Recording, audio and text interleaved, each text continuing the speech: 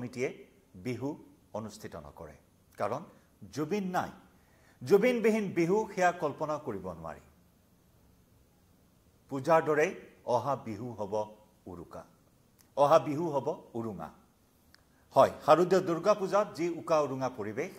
আৰু অহা বিহু সেই একেই উকা উৰুঙা পৰিৱেশে যেন বিৰাজ কৰিব কাৰণ জুবিন অবিহনে বহাগৰ কথা আজি অসমীয়াই কল্পনা কৰিব পৰা নাই তাৰ প্ৰভাৱ ইতিমধ্যে শাৰদীয় দুৰ্গোৎসৱতে পৰিলক্ষিত হৈছে নমস্কাৰ প্ৰিয় দৰ্শক মই জয়ন্ত মাধৱ গোস্বামী আপোনাক স্বাগতম জনাইছো নিউজ 18 অসম নৰ্থ ইষ্টৰ ডিজিটেল লাইভলৈ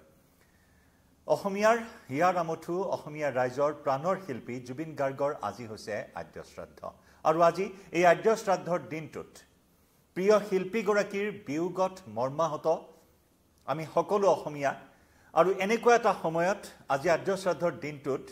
বেলতলা বহাগী উৎসৱ উদযাপন সমিতিয়ে এটা বিশেষ সিদ্ধান্ত গ্ৰহণ কৰিছে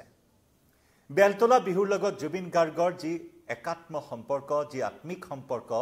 আৰু সেই সম্পৰ্কৰ কথা স্মৰণ কৰি সেই সম্পৰ্কৰ কথা আজি স্মৰণ কৰি আজি বেলতলা বহাগী উৎসৱ উদযাপন সমিতিয়ে এটা বিশেষ সিদ্ধান্ত গ্ৰহণ কৰিছে যে অহাবাৰলৈ বিহু নাপাতে বেলতলাত অহাবাৰলৈ বিহু নহয় বেলতলাত বেলতলা বহাগী উৎসৱ উদযাপন সমিতিৰ এই বিশেষ সিদ্ধান্ত এবছৰৰ বাবে বিহু স্থগিত ৰখাৰ সিদ্ধান্ত গ্ৰহণ কৰিছে বেলতলা বহাগী উৎসৱ উদযাপন সমিতিয়ে অহা বহাগত বিহু অনুষ্ঠিত নকৰে কাৰণ জুবিন গাৰ্গ প্ৰতিটো বহাগতে প্ৰতিটো অনুষ্ঠানতে বেলতলা বহাগী উৎসৱ উদযাপন সমিতিৰ লগত থকা এই মৰমৰ শিল্পীগৰাকীৰ প্ৰয়াণ আৰু এই মৰমৰ শিল্পীগৰাকীৰ প্ৰয়াণক লৈ আজি কোনো অসমীয়াই শুব পৰা নাই আজি কোনো অসমীয়াই ভালদৰে খাব পৰা নাই কোনো অসমীয়াই আজি কামত মনোযোগ লগাব পৰা নাই গতিকে এনেকুৱা এটা পৰিৱেশ য'ত নেকি জুবিন গাৰ্গৰ সেই মায়া বিচাৰি আজি সকলোৱে হাহাকাৰ কৰি উঠিছে যে জুবিন গাৰ্গ অবিহনে অসমীয়া জাতিৰ পৰিচয় কেনেদৰে আগবাঢ়িব সেই কথা ভাবি আজি সকলোৰে বুকু কপি উঠিছে সকলোৱে হাহাকাৰ কৰি আছে তেনে সময়তে জুবিনবিহীন বহাগৰ কথা কল্পনা কৰিব পৰা নাই বেলতলা বহাগী উৎসৱ উদযাপন সমিতিয়ে আজি আদ্য শ্ৰাদ্ধৰ দিনটোতো মৰমৰ শিল্পীগৰাকীৰ স্মৰণত পুৱাৰে পৰা বেলতলা হাইস্কুলৰ খেলপথাৰত বেদ পাঠৰ আয়োজন কৰিছে গীতা পাঠৰ আয়োজন কৰিছে শ্ৰাদ্ধ অনুষ্ঠানৰ আয়োজন কৰিছে আজি বেলতলা হাইস্কুলৰ খেলপথাৰত বহাগী উদযাপন সমিতিৰ বিষয়ববীয়াসকলে আৰু তাৰ বাবে বেলতলা বহাগী উৎসৱ উদযাপন সমিতিয়ে জুবিন গাৰ্গৰ স্মৃতিত ৰোপণ কৰিব 25 জোপাকৈ নাহৰ আজি এই বিষয়টো তেওঁলোকে বিশেষ সিদ্ধান্ত গ্ৰহণ কৰিছে আজি এই বিশেষ কাৰ্যসূচী তেওঁলোকে ৰূপায়ণ কৰিছে 25 জোপা নাহৰ ৰোপণৰ বিশেষ কাৰ্যসূচী ৰূপায়ণ কৰিছে আৰু বেলতলা বহাগী উৎসৱ উদযাপন সমিতিয়ে বশিষ্ঠস্থিত দৃষ্টিহীন উচ্চতৰ মাধ্যমিক বিদ্যালয় কৰ্তৃপক্ষক প্ৰদান কৰিব বাদ্যযন্ত্ৰৰ লগতে এবছৰৰ বাবে প্ৰয়োজনীয় কিতাপ পত্ৰও প্ৰদান কৰিব বাদ্যযন্ত্ৰ দিব দৃষ্টিহীন উচ্চতৰ মাধ্যমিক বিদ্যালয় বশিষ্ঠস্থিত দৃষ্টিহীন উচ্চতৰ মাধ্যমিক বিদ্যালয়ক বাদ্যযন্ত্ৰ প্ৰদান কৰিব বহাগী উৎসৱ উদযাপন সমিতিয়ে কাৰণ জুবিন গাৰ্গৰ প্ৰথম প্ৰেমেই আছিল বাদ্যযন্ত্ৰ এই বাদ্যযন্ত্ৰৰ জৰিয়তে সংগীতৰ এই মায়াময় পৃথিৱীখনত খোজ দিছিল জুবিন গাৰ্গে বাদ্যযন্ত্ৰ এনেকুৱা কোনো বাদ্যযন্ত্ৰ নাই যি জুবিন গাৰ্গে বজাব নাজানে বা বজোৱা নাই গতিকে সেই বাদ্যযন্ত্ৰ আগবঢ়াব বশিষ্ঠস্থিত দৃষ্টিহীন উচ্চতৰ মাধ্যমিক বিদ্যালয় কৰ্তৃপক্ষক লগতে এবছৰৰ বাবে প্ৰয়োজনীয় কিতাপ পত্ৰ প্ৰদান কৰি এক মহানুভৱতাৰ পৰিচয় দাঙি ধৰিছে কাৰণ জুবিন গাৰ্গে সদায় দুখীয়াজনক সদায় আৰ্তজনক সদায় দুৰ্গতজনক সহায় কৰি ভাল পাইছিল নিজে নাখাই আনক খুৱাইছিল গতিকে সেইগৰাকী শিল্পীয়ে মানৱতাৰ যি বাৰ্তা আমাৰ মাজত বিলাই থৈ গৈছে এই মানৱতাৰ বাৰ্তাখিনিক আগবঢ়াই নিয়াৰ ক্ষেত্ৰতো বেলতলা বহাগী উৎসৱ উদযাপন সমিতিয়ে আজি এনে কিছু প্ৰশংসনীয় পদক্ষেপ গ্ৰহণ কৰিছে য'ত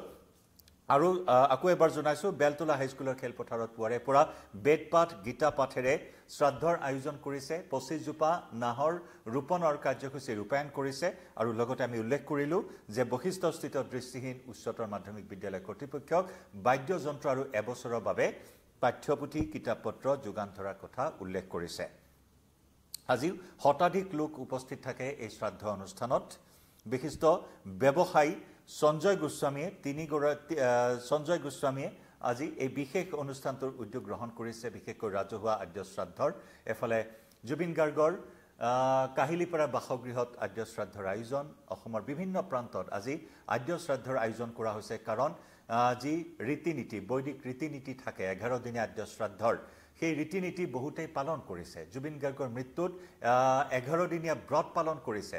ৰাজ্যৰ বিভিন্ন প্ৰান্তত অনুৰাগীসকলে গতিকে ঠায়ে ঠায়ে এই শ্ৰাদ্ধৰ আয়োজন কৰা হৈছে ঠিক তেনেদৰে আজিও বেলতলা হাইস্কুলৰ খেলপথাৰত আয়োজিত